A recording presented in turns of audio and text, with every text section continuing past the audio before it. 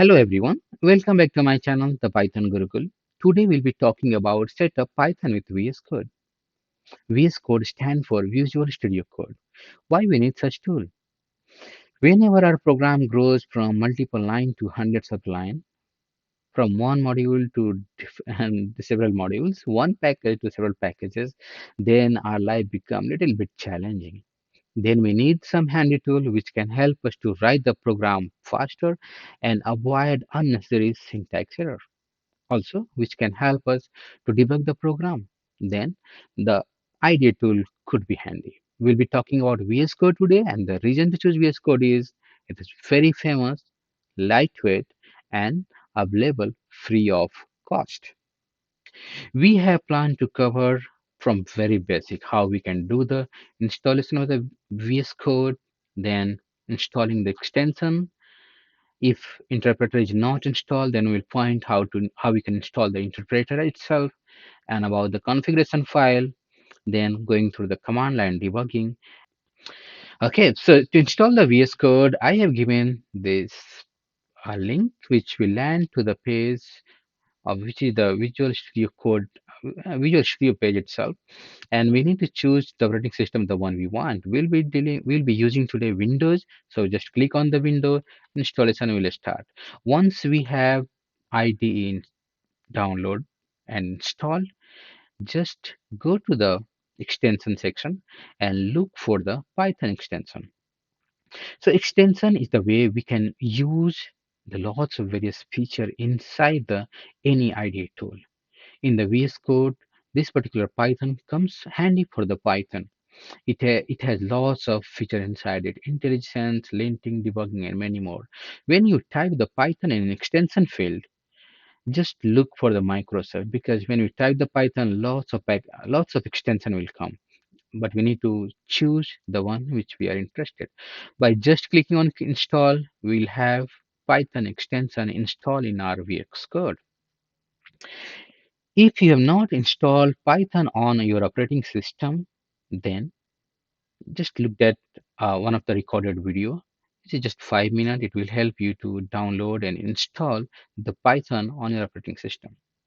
If you have already installed some time back and you want to use the same, then we don't have to install once again. So far we are assuming we have VS Code installed, we have Python extension installed, and interpreter is also installed on operating system. And after this, we just have to come up with one folder, the one we want to use to write our program. As soon as we point to the folder, Python can VS Code can suggest which interpreter to use. In my case, I have choose the Python folder, and which has virtual Py3 virtual environment, and that's where it is pointing to me. And you can see that there are some more Python installed on my setup. They are also visible here, but we will be choosing the one has been recommended and the one I want to use.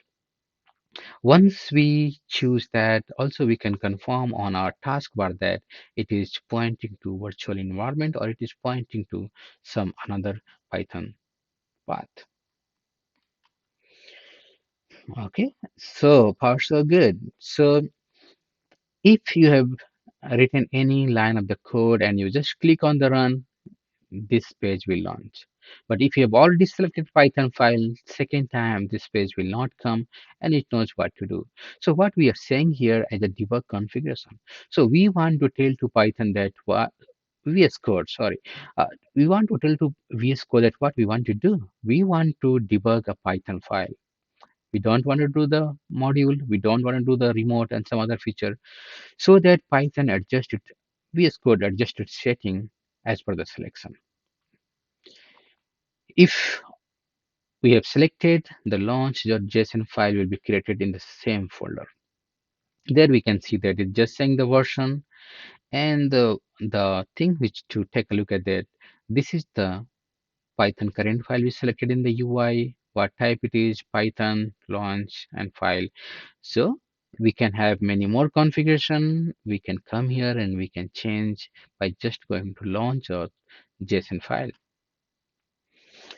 Okay, so now the time to run the Python program. If we don't want to debug as of now, by just clicking, going to the run Python file in terminal, we'll be able to run our program. Also, if you'll look at your toolbar, there you'll see one little small handy tool here. By just clicking on that, these two options will appear. The first option is saying that run Python file in terminal. The second is saying that debug. So the difference between these two is that the first one, even we have pointers, debug pointers, it is not going to stop for them. It will just run the program from beginning to end. But if we select the debug, it will just go to our debug pointer and it will wait for our instruction. Another handy tool I want to make you handy. So once we start the debugging, we'll be seeing this particular toolbar appear on our screen. It is just saying that if we are done with the debugging, by just clicking on continue, we'll be able to continue. This particular one says that go to the next step. If we have multiple lines of the program, by just clicking on the F10 or on this icon, we'll be able to go to the step over. But at some point, if we want to debug any function, we want to go inside the function, inside the loop, then we can just say that F11 or step into. And very similarly, if you want to come out, step out. If you want to restart whole thing, Control Shift F5 or just click on this button. Once we are done, click on stop. So this one is very handy feature. By just going to the file, looking at the auto save section, if it is check mark, if it is tick, then auto save is enabled. You don't have to make sure to do the control S or save the program all the time while saving the program, while editing the program.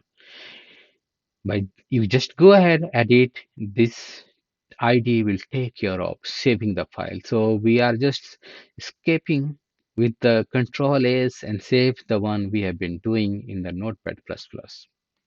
Okay, so as soon as we click on the link, this page will appear.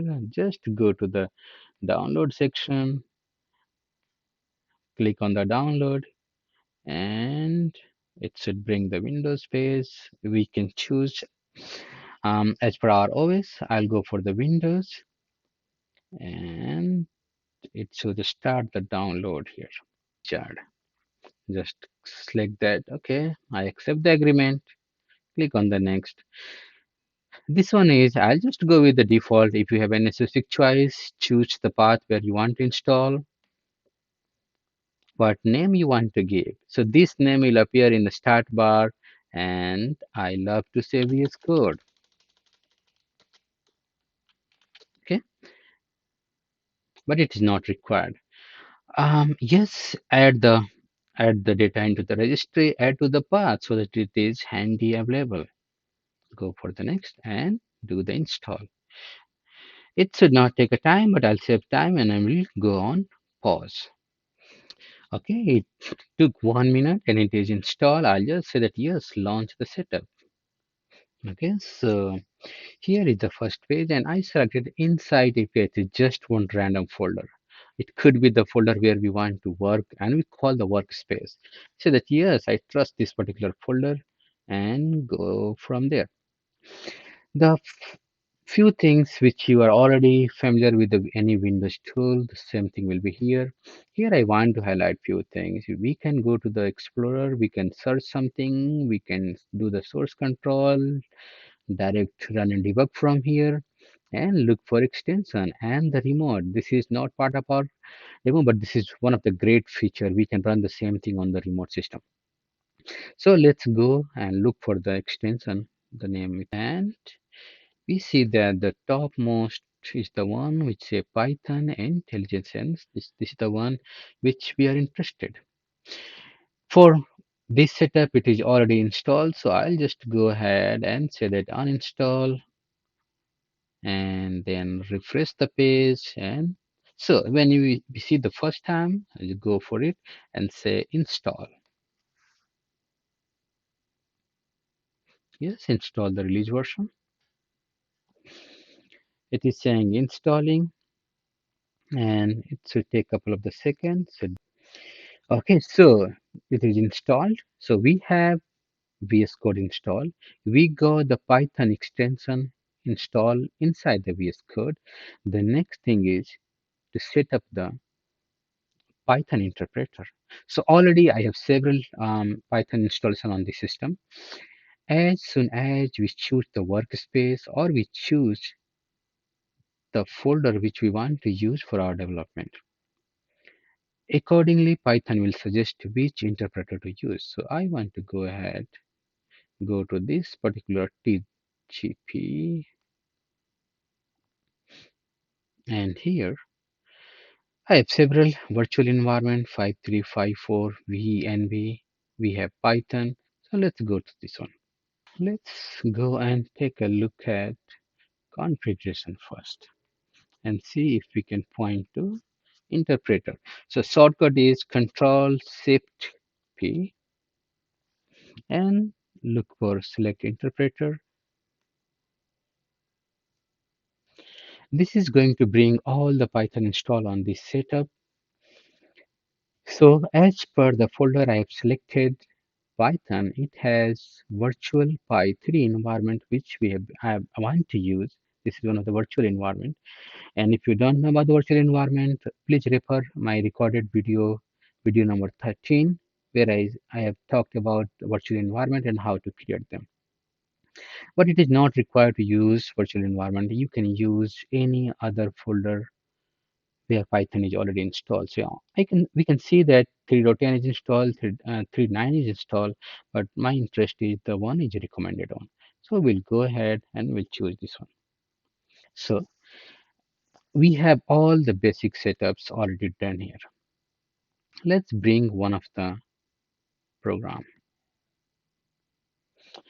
And few cool feature I'm going to show here. So let's say we have message. We are importing one message module, and we are not sure about what module it is, what all it has. So I'll say that msg dot. At this particular point, it is bringing me all the things we can do with this message module. It is saying that it has the variable count, which I have used here. It said that it has one HW variable. It has greeting function. It has greetings. So we can see that by just looking into, just taking the dot operator, we are able to see all what we can do with this particular thing. Very similarly, let's say we did import OS. This is one module, and I want to look for some method inside the OS. OS dot, and then it is going to bring all the methods inside. So change directory, change mode, all the things we can do with this particular module. Current directory. So let's say current directory, and then it can guide us that how many argument it need or it does not need any argument. So these all things will be suggested by this particular IDE tool. Another thing I want to bring to your attention is open configurations. So this is the file which I was talking about. It is taking us to launch.json.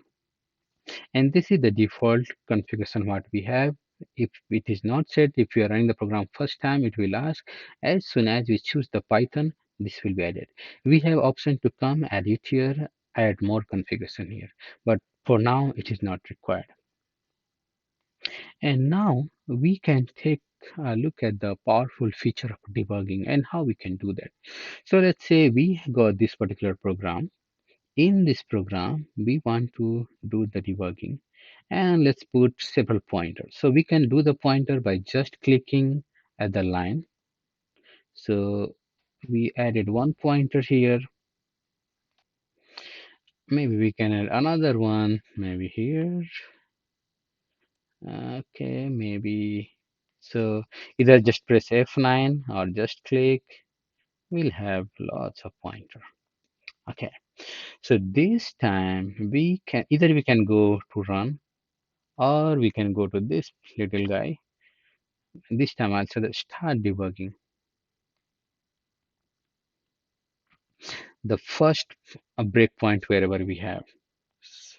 So we see that the virtual environment have been activated. We are in the virtual environment and then it is going through the program. Now we are at the line number 4. We have two options. Either we can just press the continue and go to the next point breakpoint pointer wherever we have, or we are done with the 4. We just want to go and check the line number 5. So we want to go and take a look inside the module and see what all it has. So for that, either we'll press the F11 or we'll say step into. Now we are inside the message module, inside the greetings function, and we are the first line. Again here, we can go to the login function, which is inside the common, and let's do that. So this way we can just keep going inside and keep looking at how the code is getting executed. Let's say we are done. Let's go back. And by just saying one more time, we'll go to the next line.